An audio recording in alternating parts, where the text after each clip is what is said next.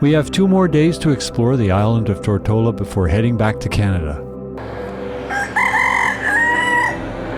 So we rent a car for the day and start by dropping our sailing friends off at the ferry terminal, who are then going to spend a week in Puerto Rico.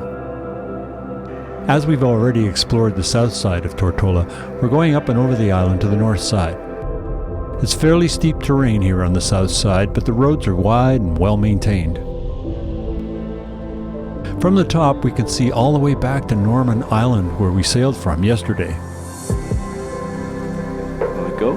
And we find another cool vantage point to evoke memories of our Tosh. Seems like a brood of chickens are in charge of this crossroads.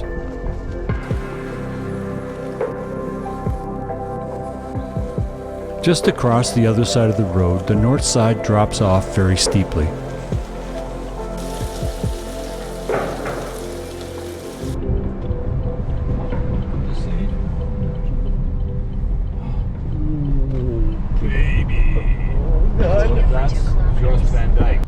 As we head down the north side, the road starts to narrow, with lots of switchbacks to deal with the rugged terrain. Some of the downhills are extremely steep, so we really have to watch our speed. Slow down. Next one coming up. The outside.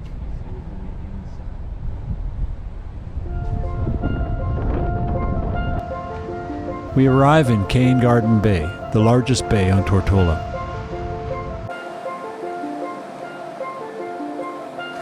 The mouth of the bay is a mile wide, about 1.6 kilometers. When the wind is calm and less direct, this is a popular spot for boat cruisers to anchor. The community is still recovering from the extensive damage caused by Hurricane Irma in 2017. The eye of the hurricane went right through Tortola, killing 4 people, injuring hundreds, damaging or destroying 85% of the homes. Many roads were completely washed out. Runoff from the rain caused major pollution. Pollution was already an issue in the bay, as sewage from anchored boats made the beach and waters dangerous for human use. This section of the north coast is almost completely open to the Atlantic Ocean. Nearby Jost Van Dyke Island does not really provide much protection here. The wave buildup during windy north blows is substantial. The surf reaches deep into the beach. But as waves roll over the reef, they make nice long curls that make surfers pretty happy.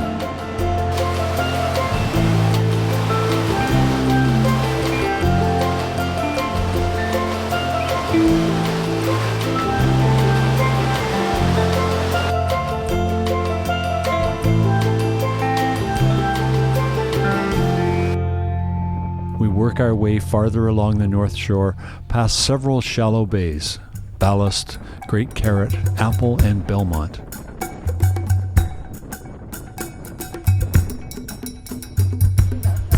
We stop to ask if there's any good swimming, and are told to keep going to Smuggler's Cove just around the next bend.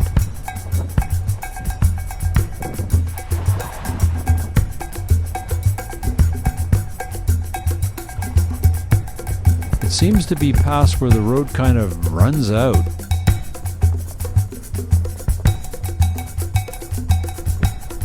But everyone is heading in the same direction, so it must be right. This part of the coast road that circles the island is not maintained, but it still leads to the beach. Where are my shoes? What to do with them? Smuggler's is a more protected cove, so it's better for swimming during a north wind. Legend has it that the cove was a hiding place for smugglers during the pirate era, hence the name.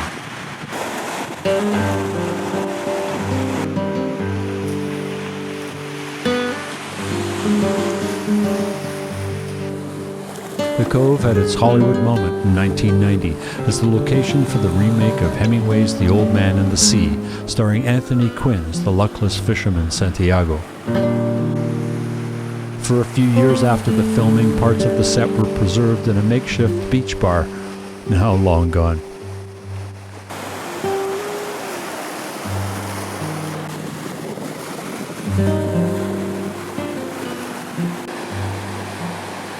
remoteness of this beach makes it a perfect place to waste a few hours.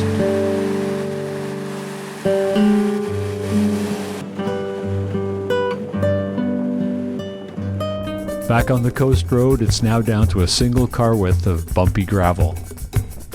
We hope no one is coming in the opposite direction. We're at the far west end of Tortola now, just around the bend from Soper's Hole, which we visited 10 days ago. It's well protected from the Atlantic Ocean swells.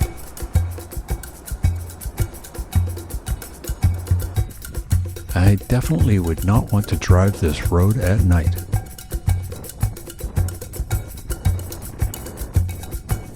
With Frenchman's Bay in sight, we've returned back to the south side without crashing the car.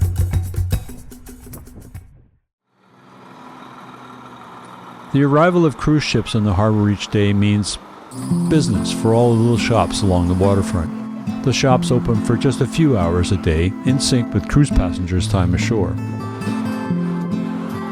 Looks like the passengers are already heading out of the cruise ship terminal.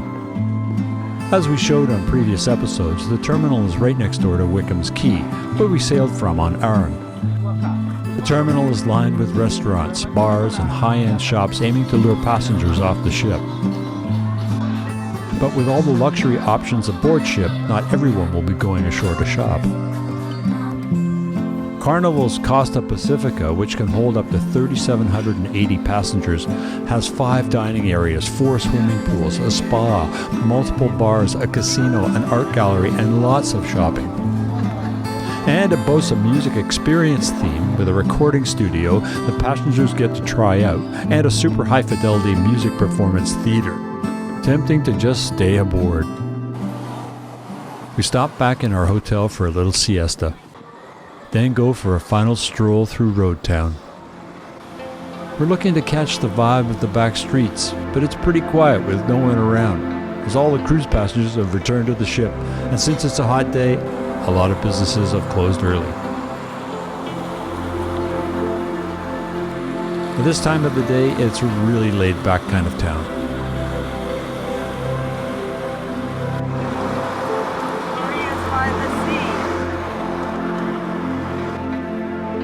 So worth just chilling in our hotel pool,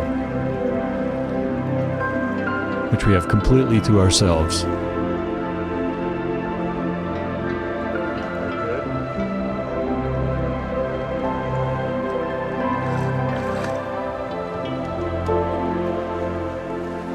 It's the crack of dawn, and overnight Costa Pacifica has long since departed for her next destination, and the next ship has already arrived. It's the Costa Fortuna, another Carnival ship, and the daily cruise ship cycle is about to repeat itself all over again. We're up early because we're headed home today. The first leg of our journey is the boat ferry to Charlotte Amalie on St. Thomas, U.S. Virgin Islands.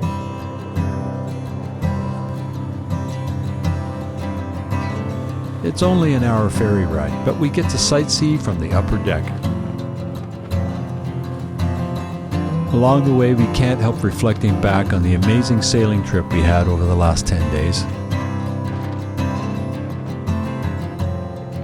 Serene sailing in pristine waters with great friends.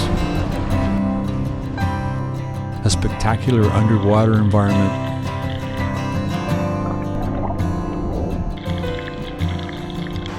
and awe-inspiring beaches and anchorages.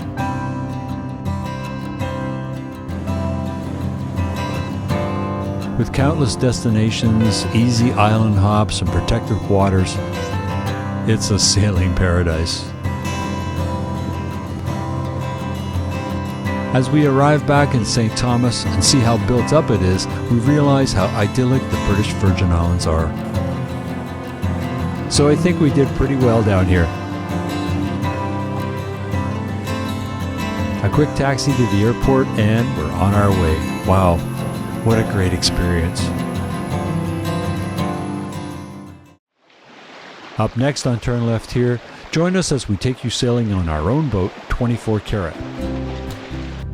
sailing in and around the Bay of Quinte on Lake Ontario, along with our two Bermuda cats, Hildy and Fred.